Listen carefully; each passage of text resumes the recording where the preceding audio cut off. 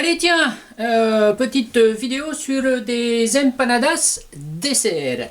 Là j'ai fait un peu de confiture de banane. Voilà, tout simple, hein, j'ai fait cuire de la banane avec du sucre, hein, pas plus que ça. Là j'avais des bananes qu'il fallait que je passe, façon banane flambée un petit peu. Et puis je me suis dit que j'allais faire une petite recette d'empanadas dessert. Allez, on va commencer par ça. On va mettre de la farine.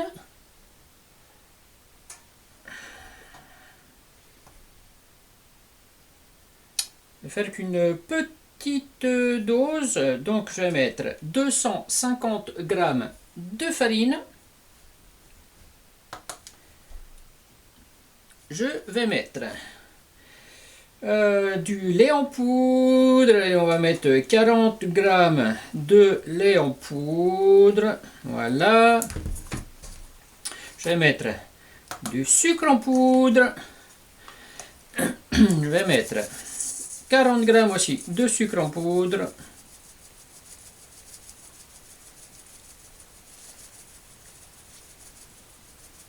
Voilà. Mélanger un petit peu ça. Hop.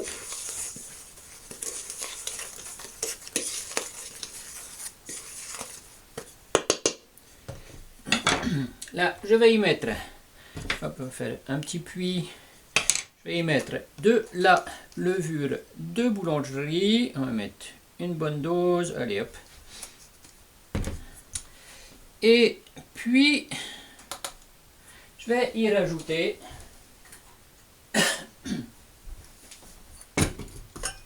de l'eau tiède. Je vais juste vérifier que ce soit pas trop chaude.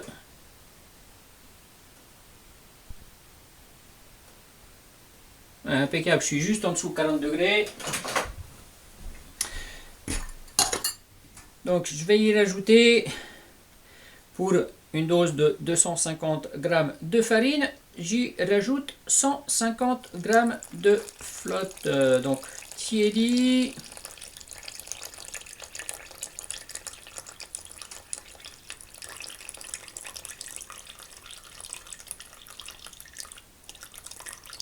Voilà, ça c'est fait.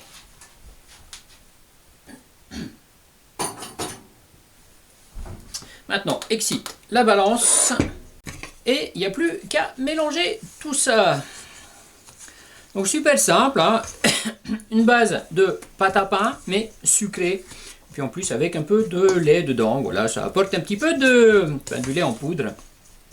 Évidemment, si vous n'utilisez pas du lait en poudre, vous pouvez très bien prendre du lait liquide, et à ce moment-là, il faudra doser le volume d'eau à mettre dans la pâte.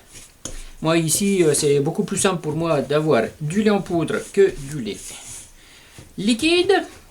Voilà, on va bien mélanger tout ça. Bon, à pétrir ça, une pâte à pain quand elle est sucrée et puis avec un petit peu de lait en poudre dedans, ça change un tout petit peu les proportions. Donc je me fais mon pétrissage et puis au fur et à mesure, je vais rajouter un tout petit peu de farine, histoire de qu'elle reste pas collante en fait, ma pâte. Donc ça c'est juste un petit coup de main. Hop, parce que c'est normal que quand on rajoute du sucre, la pâte elle soit un peu plus collante. Donc ça, je pars systématiquement de la dose normale de pâte à pain, 250 g de farine, 150 g d'eau. Et puis, voilà, ajuster un petit peu, bien la travailler, afin d'avoir une pâte élastique et qui ne colle plus aux doigts.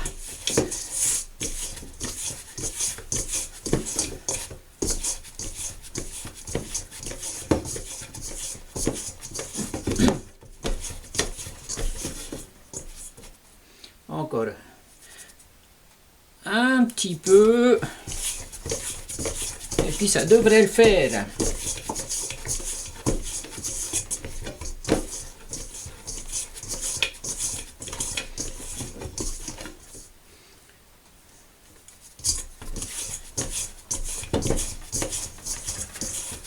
Voilà, ça c'est bon.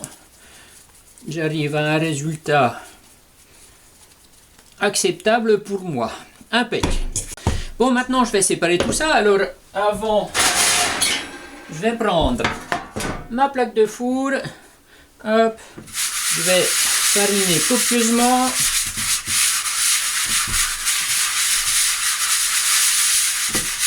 Bon, vous pouvez aussi utiliser du papier cuisson hein, pour le mettre au fond si vous voulez. À la place de la farine. Allez, je farine mon plan de travail.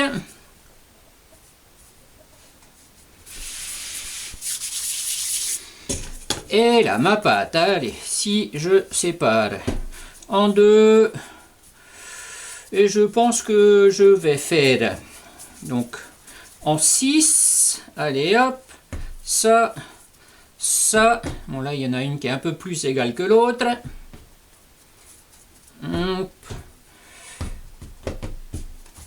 là c'est pareil, le deuxième petit bâton,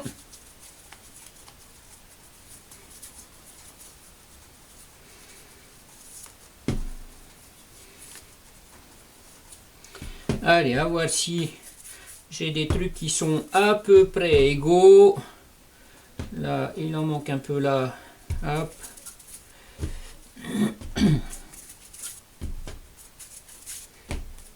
Ouais, c'est pas. De toute façon, c'est pas pour vendre. C'est pour moi. Si elles sont pas toutes égales, c'est pas catastrophique. Hop. À l'œil, hein. Allez. Et maintenant, on va exciter ça, histoire de faire un petit peu plus de lumière. Et puis, le montage de mes bâtons. Donc, tout simple. Je commence par les arrondir un petit peu. Voilà, comme ça. Et puis après, hop. Là, je suppose que vous avez déjà vu la recette des empanadas de Castor. Donc là, c'est exactement le même principe. On fait son petit disque. Hop, voilà. On vient remplir avec notre petite farce. Là, en l'occurrence, de la confiture de banane. Ça devrait le faire. On plie, on ferme. Oups. Alors, ce qu'il faut éviter, justement, c'est ça. D'avoir qui déborde. Parce que là, quand on a des choses qui peuvent couler comme ça, c'est important d'avoir une fermeture bien hermétique. Donc là, je vais bien insister sur la petite merdasse que j'ai fait, qui n'était pas complètement étanche. Et voilà, impeccable. Première petite empanadas. Et puis ben voilà, maintenant il n'y a plus qu'à continuer. On prend un petit bâton. Je laisse pas la pâte reposer, c'est pas catastrophique, hein. Il n'y a pas besoin que ça lève énormément. Ça va un tout petit peu lever avant la cuisson, et puis ça va un petit peu lever à la cuisson. Allez hop. Si c'est pas parfaitement rond, c'est pas catastrophique, mais c'est bien de garder quelque chose qui soit à peu près rond, histoire que les empanadas ça ressemble un petit peu à quelque chose. Allez hop, ma confiture. Donc ça, les empanadas dessert comme ça, tu vas mettre un peu plus dans celle-là, elle est un peu plus grande. Les empanadas dessert comme ça, j'en ai déjà fait donc à la demande. On avait fait une petite soirée avec des potes. Et puis bah, il y avait tout un tas de petits trucs différents qu'on pouvait mettre dedans. Donc j'avais juste préparé ma pâte. Et puis les potes me disaient, ben, moi je veux avec de la crème de carambar, moi je veux avec du beurre de cacahuète, moi je veux avec du miel, moi je veux avec de la banane. Et hop. Et puis c'est assez sympa, ça demande, comme préparation, ça demande pas grand chose.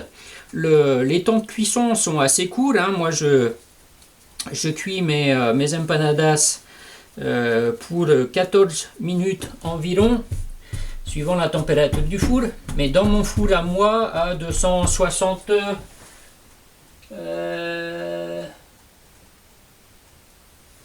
ouais, 250 degrés à peu près. Moi c'est à donc à peu près 250 degrés pour 14 minutes. Après c'est à ajuster en fonction de votre four. Mais four assez chaud et assez court en temps. Surtout que il n'y a pas besoin de cuire normalement ce qu'on met dedans. Il y a juste besoin de saisir la pâte. Comme une pizza en fait, hein. Une pizza, quand on la cuit, les pizzas généralement on les cuit assez fort, mais assez court, juste pour saisir la pâte.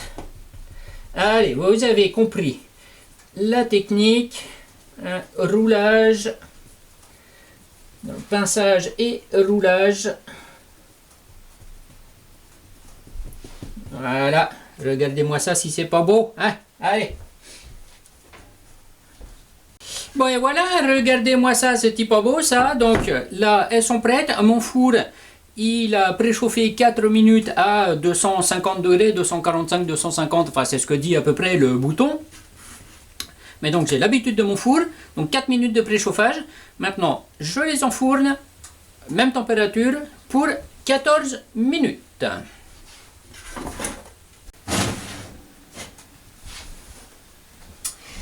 Et voilà, ça fait pile poil 14 minutes.